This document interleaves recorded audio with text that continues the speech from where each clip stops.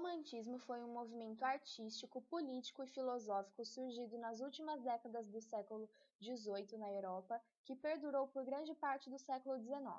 Caracterizou-se como uma visão de mundo contrária ao racionalismo e ao iluminismo, e buscou um nacionalismo que viria a consolidar os Estados nacionais na Europa. Inicialmente apenas uma atitude, um estado de espírito, o romantismo toma mais tarde a forma de um movimento, e o espírito romântico passa a designar toda uma visão de mundo centrada no indivíduo. Os autores românticos voltaram-se cada vez mais para si mesmos, retratando o drama humano, amores trágicos, ideais utópicos e desejos de escapismo. Se o século XVIII foi marcado pela objetividade, pelo iluminismo e pela razão, o início do século XIX seria marcado pelo niilismo, pela subjetividade, pela emoção e pelo eu. O termo romântico refere-se ao movimento estético ou, em um sentido mais lato, à tendência idealística ou poética de alguém que carece de sentido objetivo. O romantismo é a arte do sonho e fantasia. Valoriza as forças criativas do indivíduo e da imaginação popular. Opõe-se à arte equilibrada dos clássicos e baseia-se na inspiração fugaz dos momentos fortes da vida subjetiva, na fé, no sonho, na paixão, na intuição, na saudade, no sentimento da natureza e na força das lendas nacionais. Analisando a imagem a seguir, podemos ver que o cabelo é usado à la chinesa, é partido ao meio para repetir a simetria do vestido. A frente é ornamentada com cachos curtos laterais e a parte de trás fica presa num coque ou com tranças e grampos. Para aumentar a altura, adiciona-se um ousado arranjo de plumas para a cabeça. Notamos também adornos. Este vestido de seda rosa mostra a moda dos adornos coordenados. A cor da seda perolada é vista na faixa larga franjada, na fita do busto e nas contas peroladas em formato de folhagem. Esta estampa se repete nos acessórios do cabelo e nos brincos com pendentes de cristal. Vemos também luvas brancas imaculadas justas que sobem até o cotovelo. São usadas com o traje para a noite. O tecido é pesado e o estilo conservador. As luvas permitem que o recato feminino seja preservado, deixando metade do braço exposta pelas mangas curtas. E por fim, os enfeites. O detalhe na barra da saia é feito de miçangas de vidro imitando pérolas. Elas formam um padrão de feixes de trigo com uma sequência descontínua de conchas. Isso demonstra um interesse renovado pelas formas da natureza após a forma geométrica do século. Analisemos agora a moda masculina. A silhueta ideal masculina, assim como a feminina, visava ombros largos e cintura fina. As camisas eram de linho ou algodão, usadas com um colarinho em pé e gravatas amarradas com um laço frouxo. As mangas eram justas e acabavam no punho. Trajavam calças justas afinadas no tornozelo, de cor clara durante o dia e escuras à noite, com fechamento frontal vertical com zíper, ao invés do fechamento frontal horizontal com botões das épocas anteriores. Os casacos eram acolchoados nos ombros e no peito, abotoados na cintura. Os coletes tinham fechamento simples ou duplo e eram extremamente apertados na cintura. As capas largas e pregueadas em torno do pescoço, jogadas sobre os ombros e fechadas com um colchete e uma pequena corrente, ficaram na moda até o fim dos anos de 1830. Depois foram substituídas pelo sobretudo.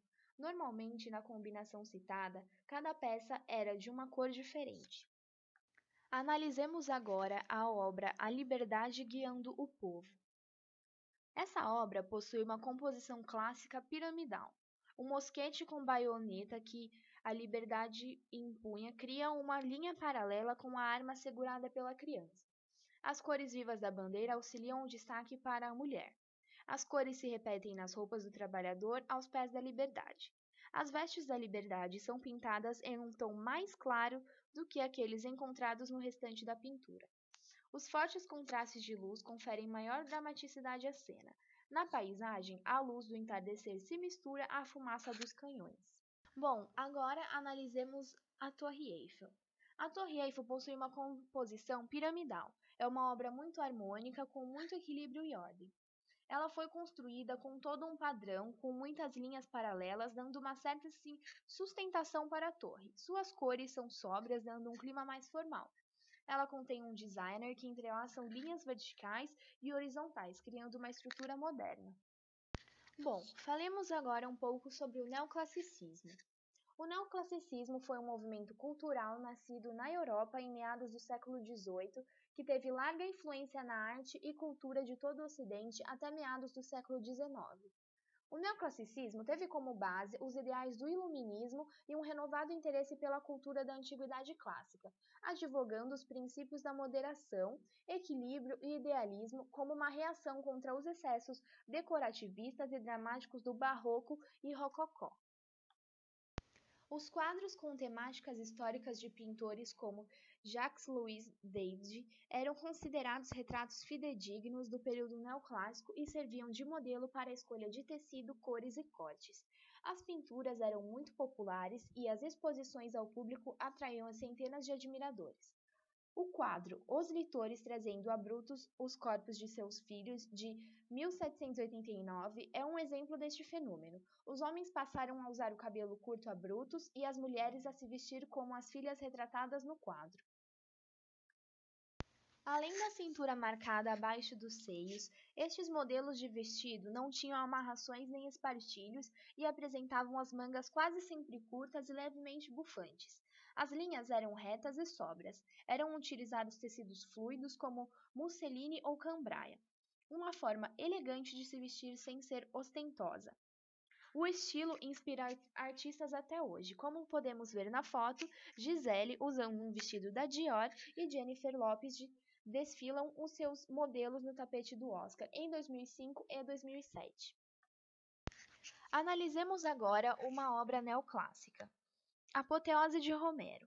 Na obra Apoteose de Romero, logo de primeira vista, percebe-se que se trata de uma pintura com tema greco-romano, a coroação divina de Romero, uma situação serena, pessoas o presenteando e outra relatando o acontecimento. No canto direito inferior da imagem, pode-se perceber um escritor e um pintor descrevendo a cena, interpretando-se que a cena fosse de grande feito.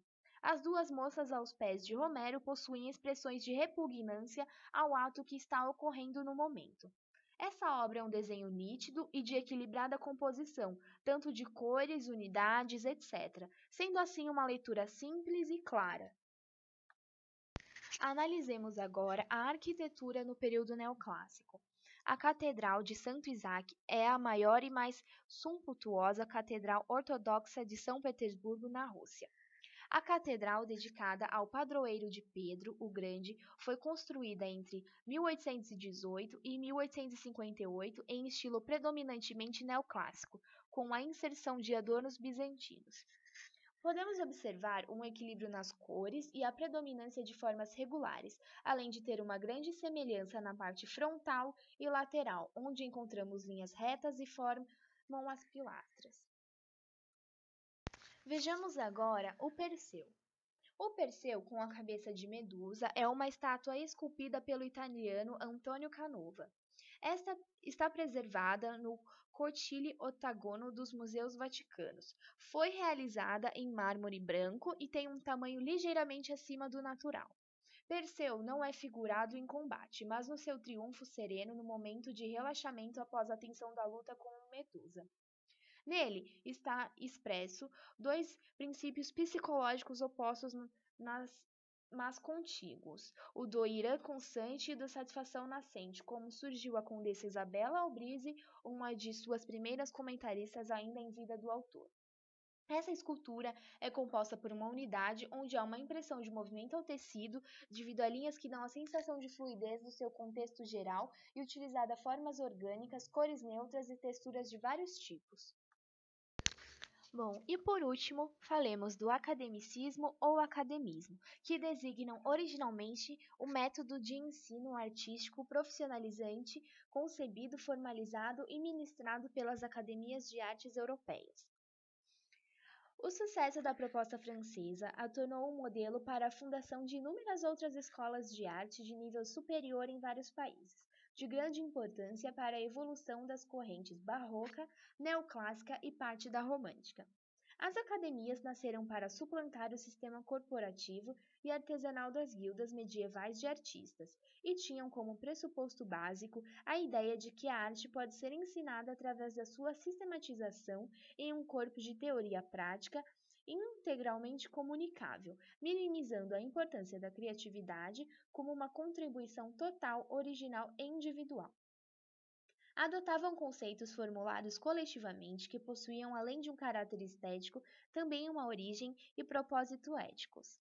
As academias foram importantes para a elevação do status profissional dos artistas, afastando-os dos artesãos e aproximando-os dos intelectuais.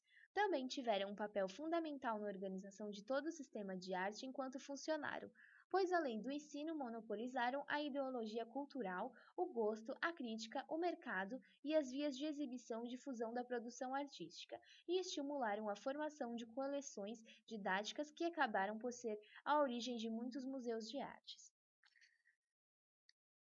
Bom, vejamos agora a construção Ópera de Paris. A construção do edifício da Ópera de Paris foi levada a concurso público em 1861 pelo arquiteto Charles Garnier. É possível notar o ecletismo romântico do arquiteto que se tinha formado na Escola de Belas Artes, resumindo magistralmente motivos do Renascimento e do Barroco de forma muito racional, apresentando clareza, harmonia e equilíbrio com o uso de geometria. Vejamos agora a famosa obra O Pensador. Notamos perspectiva no olhar, ele está olhando para o horizonte. Notamos também linha orgânica no corpo relacionada a linhas de expressão corporal e de sentimentos. Vemos também o nu representando com a anatomia perfeita do corpo e linhas curvas, cabeça apoiada na mão e perfeição das texturas e dos elementos. Formas realistas, parece até uma fotografia de tão perfeito. E por último, analisemos duas obras do academicismo. A primeira é uma imagem repleta de características do academicismo. Ela é um retrato que possui um foco central, a menina, representada de forma realista. Seu fundo é formado por uma paisagem, há uma grande preocupação com a representação da luz, das cores, das texturas e da perspectiva, e presença da contraposição do claro e do escuro. A imagem é harmoniosa, equilibrada, sua unificação é clara pela semelhança e combinação dos tons utilizados e possui um alto grau de pregnância. Suas linhas são majoritariamente orgânicas e possuem um certo peso visual, e a imagem como um todo transmite sensação de estabilidade. E por último, vejamos uma obra que possui muitas das principais características da arte acadêmica. Vejamos a forma realista de representar o corpo humano, intensificada pela utilização do nu, buscando a perfeição anatômica, a abrangência de um tema mitológico, a representação de uma paisagem ao fundo. Fundo, o qual faz parte de todo da figura, a perspectiva, preocupação com texturas, cores e luz e a centralização da unidade da figura a tornam uma obra que faz parte do academicismo. Possui um alto grau de pregnância, suas linhas não possuem um grande peso visual e, devido à forma como a imagem é apresentada, a sensação obtida é de estabilidade.